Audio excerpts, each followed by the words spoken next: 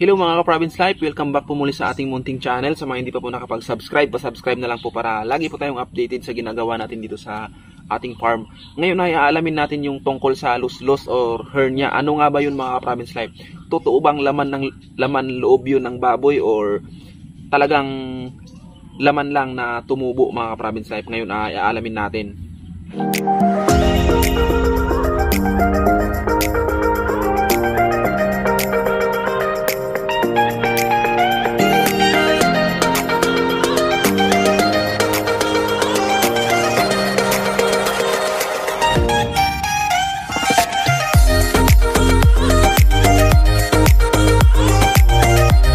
Yun, bago nating pag-usapan yung tungkol sa may luslus na baboy, pasalamatan ko muna yung umorder ng Madre de Agua na worth of 5,000 pesos. Maraming salamat.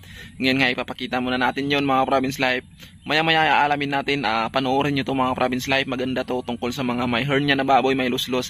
Maganda to mga Province Life na alam natin tong mga ganito. Magandang araw mga ka-Province Life, welcome back po muli sa ating munting channel. Nagpapasalamat tayo ngayon ng sobra-sobra kasi merong isang umorder sa atin ng Madre de Agua na worth of 5,000 pesos mga ka-Province Life. Sobrang saya natin, pamasko na yun sa atin at saka pang New Year mga ka-Province Life. Sobrang salamat sa umorder ng isang order lang, kumbaga isahan lang, 5,000 pesos lahat yung in-order niya mga ka-Province Life. Maraming salamat, kasama na yung shipping doon. Sa mga hindi pa po nakapag-subscribe, pa-subscribe na lang po para lagi po tayong updated sa ginagawa natin dito sa ating farm. Yun, kaya lagi nating pinapakita tong mga Madre de Agua natin para syempre makita ng mga ka-Province Life natin. Kasi may mga talagang daming umorder. Sa huling isang linggo mga ka-Province Life, sobrang daming umorder ng Madre de Agua. Noong 28, nagpadala ako. Ang daming padala. Ngayon ay isang tao lang yung papadalhan ko, isang order lang kasi nasa ano yung ma-order niya, marami yung in-order niya, yun yung ipapadala natin. 5,000 pesos mga ka-Province Life yung in-order ng ka-Province Life natin. Maraming salamat sa mga gusto pang umorder nga. Ito yung puputulin natin na ipapadala sa kanya, ito. At saka yung iba, nandoon sa marami nating tanim. Sa mga gustong umorder pa ay chat lang po kayo sa Facebook natin, Anwar Gambit. Yan, sobrang salamat talaga, sobrang salamat.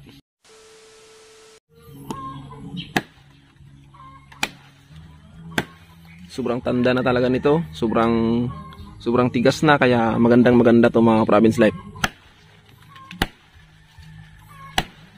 Tigas. Kaya okay na okay to.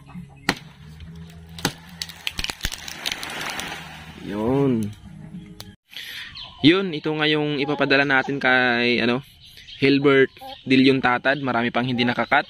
Sobrang dami kasi niyang in-order mga Province Life worth of 5,000 pesos.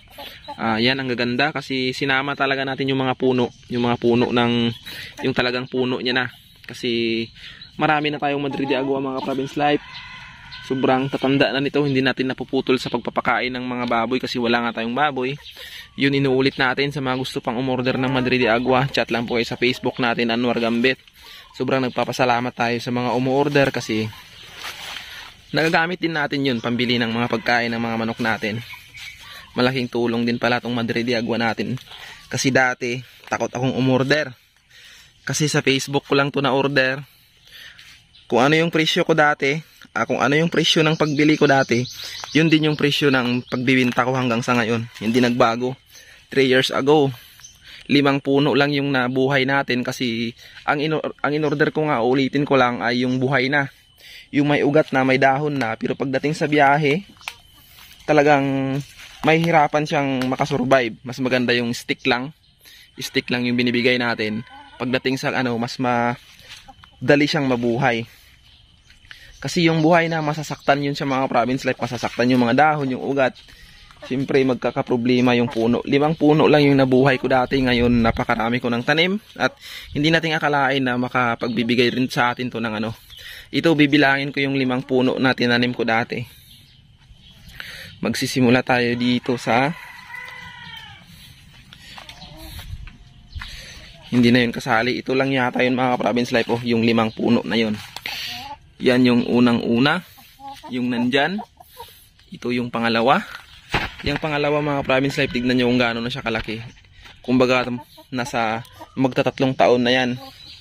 Ito yung pangatlo. Yan. Ang dami ng kumalat sa ilalim. Ito naman yung pang-apat na puno, yan na yung pang-5. Yung mga yan, yung nandyan, dinagdag ko na lang yan mga province life. Yan nandun, mga dinagdag na lang yan. Kaya nagpapasalamat tayo sa mga gusto ng umorder dyan. Napakadali lang paramihin mga province life.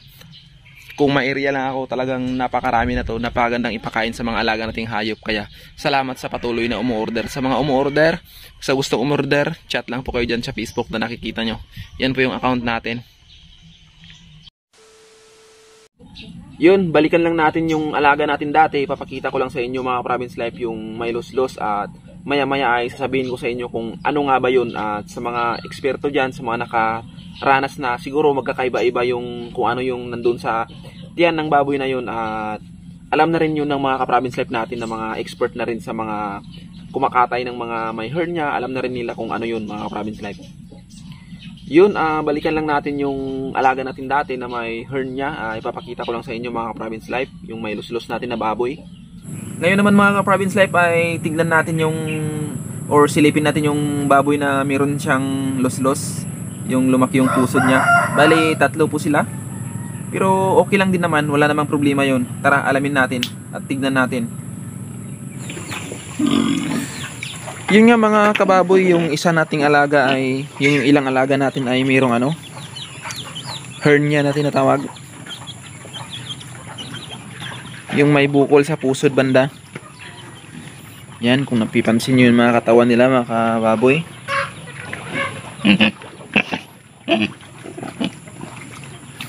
Bilog na bilog ang lalaki. Mamaya ay titignan natin yung alaga nating may bukol sa pusod. Dito sa kabila ay okay naman dito. Wala naman yung mga bukol. Ito lang ilang yung nandito. Yan po yung may bukol mga kababoy. Kung nakikita yung pusod niya ay may bukol. Pero tignan nyo yung katawan niya, napakalaki. Yan. Aalamin natin at i-share ko rin yung, kasi dati nagkatay kami ng mayroong hernia na baboy.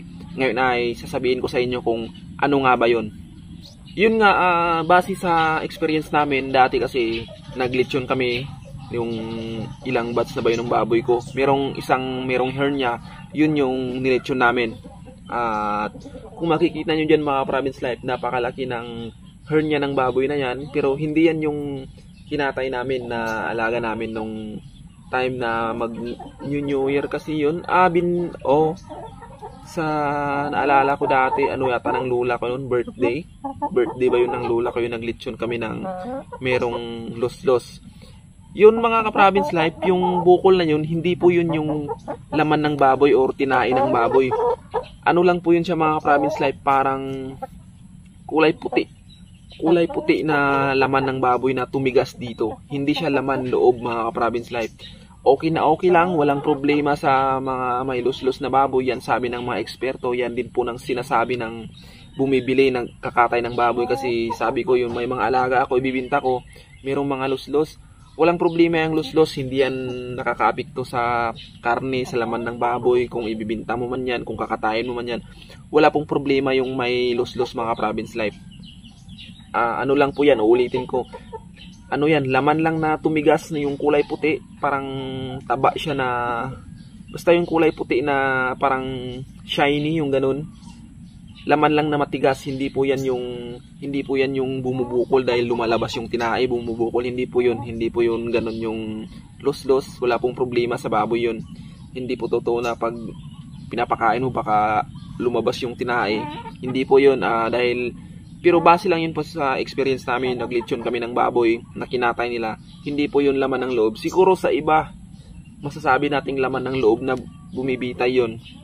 Pero hindi talaga mga province life. Kaya sana ay sa mga nag-aalaga na may baboy na may los-los, okay na okay lang, walang problema. Pero syempre pag bumibili kayo ng biik, kasi biik pa lang mayroong konting los-los na yan, huwag nyo nang bilihin kung hindi naman dapat na yun binibili. Kasi yun sa akin dati hindi pa halata.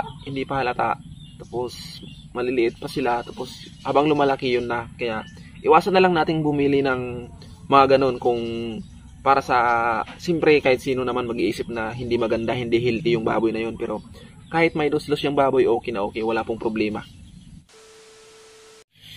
Yun, sobrang nagpapasalamat ako kay Mr. Hilbert Dillon Tatad na OFW.